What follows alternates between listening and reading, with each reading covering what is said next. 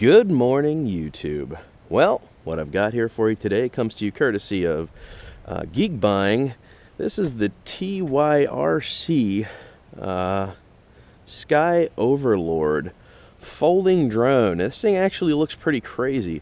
It comes with a game-style controller that holds your phone, and then it comes with these interesting little suction pad, game pad thingies for it. We are gonna try these and see what happens on my phone. This is a very interesting concept. If it does work good, props to them. I can see this being an annoyance for any person trying to do anything if they wanted to set up quickly. So most people will probably end up reverting back to just using their phone. But for now, let's take a look here at this this quadcopter. This is very interesting how this works. Now, I almost broke it a few times because I didn't quite figure out how to put it together, because these come up and backwards, and it's just very interesting how this works. These have to go up at the same time. There we go. Lock those into place. Take it very slow if you don't want to break things, guys. There we go. And then these come down and they lock into pins. There we go. Okay, 1 and 2. And then these swing down. This crazy little drone, how this works, man. And you set these down like that. And then, and there you go. 720p camera, 3.7 volt battery. It's just a 2 megapixel. It looks like it's a little uneven. I'm curious to see how this is going to fly. It does have altitude hold, 1 key return, which is compass based, as you guys know. So 3.7 volt battery, 780 milliamps. This thing is something else, man. It definitely looks wild, doesn't it? I've never never seen a drone like this. So I have to assume forward is definitely this way.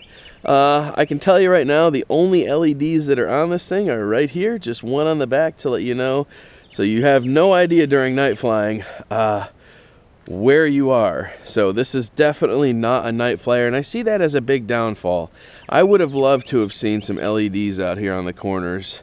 You know, I'm thinking with their design, the folding design, probably they didn't want to run all the extra wiring up there to do it. So, I mean, I have to assume that's why they did that. So they only gave you one LED to work with, and that's right here on the back. And there is blue or something inside of here, but you can't see it while it's pointed at the front of you, so pointless. So not really a night flyer, but this runs on an app called HTS UFO, and which you download from the Android market or iPhone. You put it on your device, and then you turn your phone on. You go to your Wi-Fi, you search for this quad, you tap into the internet, and then you open the app, and then you should have FPV and controls. So let's get this thing set up. I'm not sure what the estimated flight time was on this. Judging by the size of the battery and how light this is, I'm going to go for 7 to 9 minutes of flight, and we'll see what happens, man. It's a very unique design. You can't really get around that. It is definitely a unique design. So let's put this Sky Overlord up in the air and see what happens. Okay, guys, so we're gonna do this together. We're gonna find out what the best way to get this whole setup going is. There we go. Go ahead and open this up. Put in my PIN code. Beautiful. All right, got my brightness turned up all the way. So let's open the app up here, and we'll turn this to power on. Let's turn on the controls so we can at least, oh, that's interesting how that works. Okay, at least see how this is gonna work best. Oh my, this is already off to a very bad start. I think these are more designed for tablets than phones. I'm gonna go ahead and assume that is the case. However, I'm willing to give this a shot if I can get these to stick. Yep, nope, okay, I've given up. Oh, we're not even gonna try. Guys, I'm gonna go ahead and say these are probably more for tablets than phones, because this takes up my entire screen, and this is a decent sized phone, so I'm just gonna fly it using it like this, and we'll see what happens. Alright guys, it's on the ground here. HTS app is pulled up. You're gonna go ahead and go to your Wi-Fi settings and just look for HTS. That's what you're going to connect to, and then you're going to open the app, power it on. You should be good to go. I've got the, right here it would be in manual mode, but if you tap the 2 arrows, it goes ahead and puts it in auto features, which is really nice. So here we go. It's rocking around a little bit. There is a little bit of wind. It's very light. I don't know how it's going to function. I'm going to go ahead and start a recording, and we're going to push auto takeoff, see how it does. All right, giving it throttle. Oh, very zippy little thing. Let's see how it does here. It's definitely holding its altitude very well. It's quiet, much more quiet than I expected, and it seems to be very stable, despite the fact that it's not very fast. Then again, I don't have the rates turned up. But let's go ahead and bring it up a little bit here. Very responsive, which is good. However, I need to turn the rates up. Otherwise, it's not going to be flyable out here. There we go. That's a little better. Let's go ahead and take her out here a ways. We'll turn the body. Push forward, turn. Oh, it's very twitchy. Very twitchy. I don't know, guys. This is an interesting little toy. Let's turn this thing around. Not very fast, is it? Come on, go forward, go forward, go forward. What's your deal? Why aren't you going forward? I got it full pitch forward. It's not going forward. Really? Let's turn up the rates. I got her full pitch and she's still coming backwards. Let's turn up the rates here. Oops. Yeah, I don't know what it's doing, guys. I'm just going to set it down. It's not listening anymore. It's doing its own thing. I have no idea what it's doing. I'm pushing stop, go. Well, for whatever reason, it just decided it was going to go somewhere.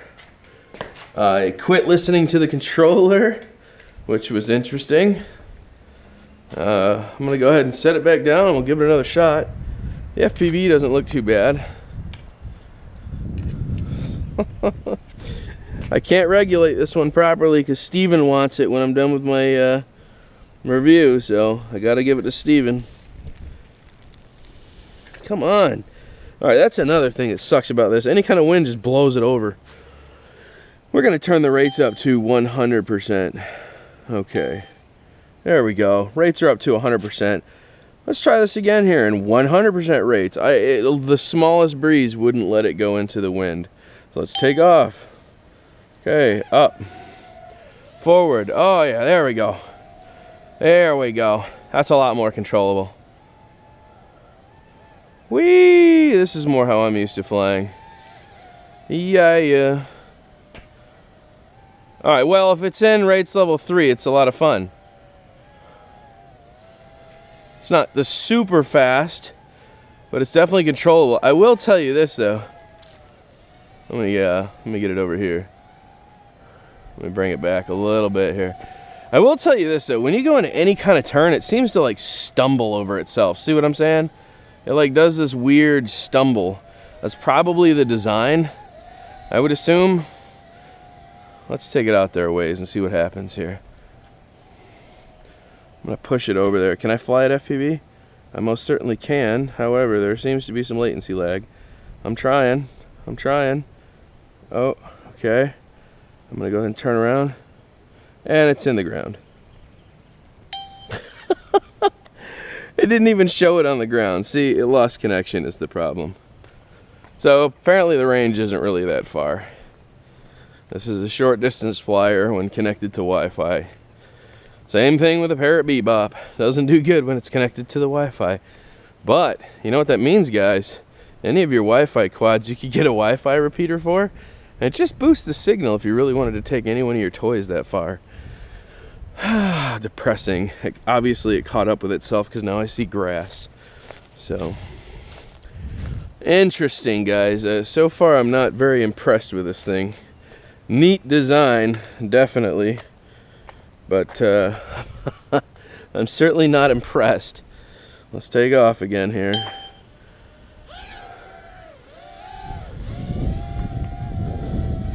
Now that's into a lot of wind at full pitch. And it's stopping it. It's finally starting to cut through it, but it's stopping it for sure.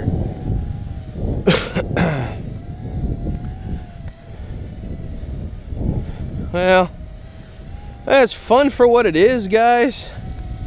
I would not, honestly, I probably wouldn't purchase it because it can't go into any wind. I got it full pitch right now and it can't handle any kind of wind. Full pitch, there we go. And as soon as the wind dies, it allows it to go forward. Come here, it's freaking out. It's freaking out. Awesome, I don't know what it's doing. It's just doing things. Okay, it's going haywire. Wow. What? Oh my gosh, this thing is wild. Holy mackerel. Every once in a while, man, it just gets a mind of its own. I don't know if that's Wi-Fi interference or what that is. It just stops listening to command controls and then goes like psycho. Oh my. Okay. So, if I had to regulate this, guys, I would say this is probably not something I would be purchasing. I just wouldn't. I'm sorry. This is, I don't know, man. It seems to have some weird problems. The design is definitely a giant flaw. Any kind of wind tips it over. And the rates level 3 that it has, it can't seem to fight the wind at all. Every once in a while, it goes haywire. It loses connection really quickly. The design is cool. And it's a plus for traveling or throwing in a backpack. But, I don't know, man. The functionality of it is what I expected for being the shape that it is. And so, can I recommend purchasing this? No. I mean, it's $50. I think this is probably worth more like $25 than $50. There's not much technology to it. I mean, judging... guys, it's barely windy today. I mean, it's just the smallest little breeze, and you can't fly this thing. And that to me is a big downer, especially when it comes to quadcopters. I have expectations that even micro quads fly outside very well. This has no pitch power. It's just not aggressive at all. It can't. This is more of an indoor flyer, so I guess if you're purchasing it for indoor flying, it's probably good. Go ahead and get it. This would be fun in a gym or inside your house. If you're going to be flying this outside, guys, I wouldn't purchase this. This is not something I feel is worth the money to purchase. I mean, I'm honest. Steven, you wanted this thing. You can have it, sir. We can't regulate it because Steven wants it, but I can regulate the review. And I'm here to tell you guys, I probably wouldn't be buying this for outside use. 4 or 5 mile-an-hour winds is doing this thing in. It can't seem to handle it at all. And anytime you would turn, it would like stumble on itself. It would like do one of these, which would make for horrible footage of any kind you were trying to get. It also really knocks out the stability of the quad because it goes into VRS, vortex ring state. It seems to fall up into air. It's already chopped when it does that little stumble. And sometimes it doesn't recover. It'll go all the way to the ground. So guys, I can't smash it up on camera because Steven wants it. And we're going to send it to him. But I gotta tell you, man, it just does not function well. It's the functionality of this thing outside, I think, is not good. Inside, this may be better, but just remember, every once in a while, it seemed to have a mind of its own. It would just take off and wouldn't listen to the transmitter and do its own thing. Now, I am in a Wi-Fi neighborhood, so I might expect some Wi-Fi interference, but this is... This scares me a little bit. I'm trying to shut it off down here. I'm like, land, land, land, land, land. It just kept going and doing its own thing. So, something to be aware of. I never like quads that don't listen to the transmitter. This is why Wi-Fi birds are not the best birds to have. You know, we all know that. 2.4 gigahertz is just where it's at. Wi-Fi birds are just not. So, anyways, here's the Emperor's decision. And, yeah.